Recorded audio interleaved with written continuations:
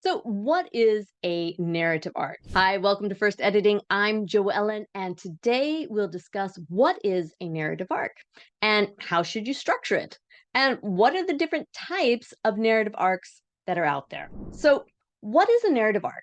Well, a narrative arc refers to the structure and shape of your story, specifically how well the rising story happens, the peak, and the falling action, and how they're all handled throughout there.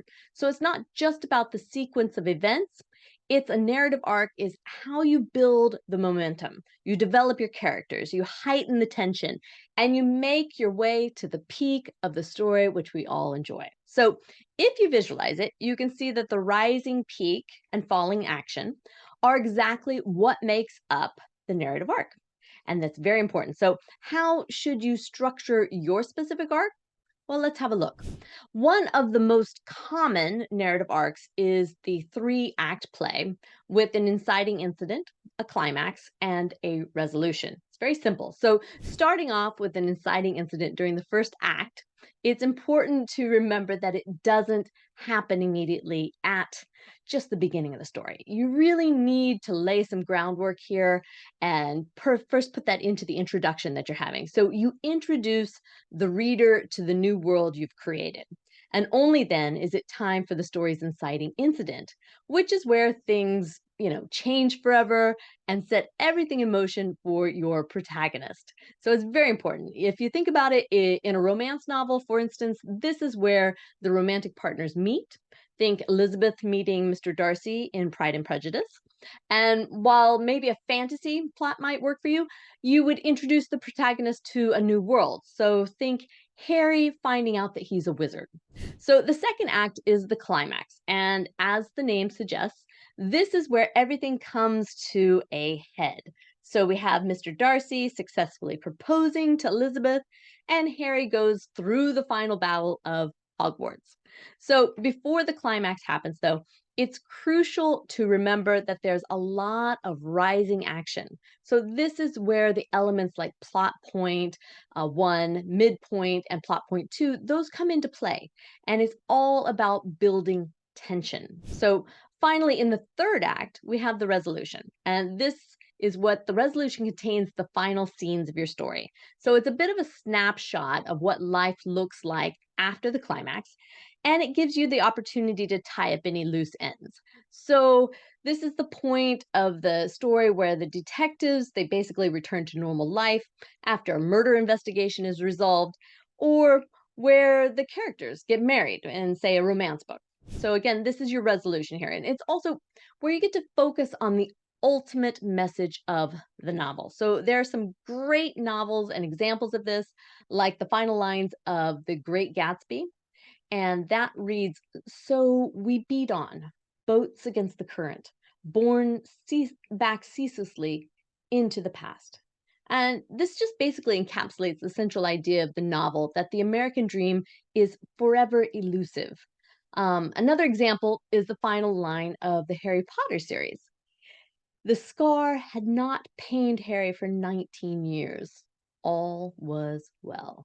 So, this is a brilliant resolution because it shows that Harry's moved on from the dark events that plagued him in his childhood, and he's moved on now. So, the message of the story doesn't have to be in the final lines, of course, but it should definitely play a role in the resolution as a whole. So, now let's talk about the various types of narrative arcs. And there are quite a few. So, first, we have the rags to riches arc. This is where the main character goes from poverty to fortune or fame, and loses it or almost does, and they become a better person for it. So, you think Great Expectations by Charles Dickens or Cinderella by Charles Perrault. Again, next we have to overcome the monster. This is another narrative arc.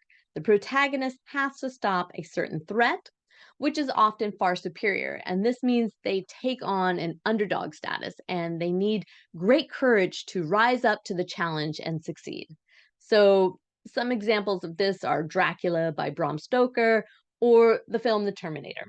So, another narrative arc worth exploring is The Quest. And these are stories where the main character goes on an epic journey to find something, and runs into various obstacles along the way, like Lord of the Rings by J.R. Tolkien, or The Lion, the Witch, and the Wardrobe by C.S. Lewis. So, again, all important there. So, we can't forget comedy, although.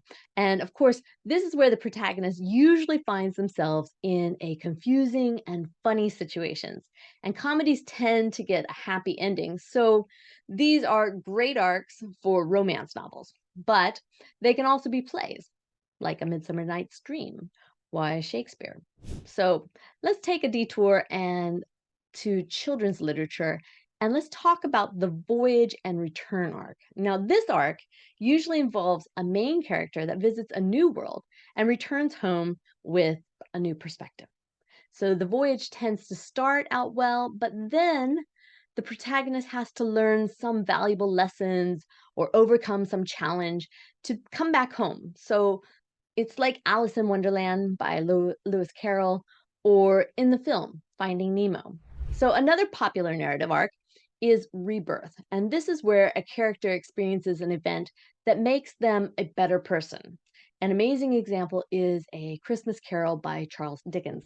And last but not least, this video wouldn't be complete without a tragedy. So this is where the protagonist makes a mistake or delves into some kind of darkness before the story ultimately ends with a downfall. So one of the great masters of tragedy, of course, is Shakespeare, who wrote plenty of sad endings.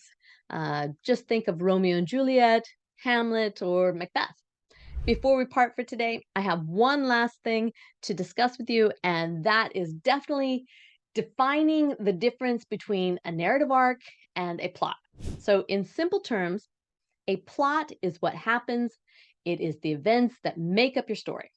And a narrative arc is about how those events create a flow or a progression that drives that story forward and satisfies your readers. That's everything for today. Again, I hope you enjoyed this video, and don't forget to please subscribe to our First Editing channel. And if you have any questions or comments, or you need any help with editing, please drop them in the comment section below. Thank you for watching.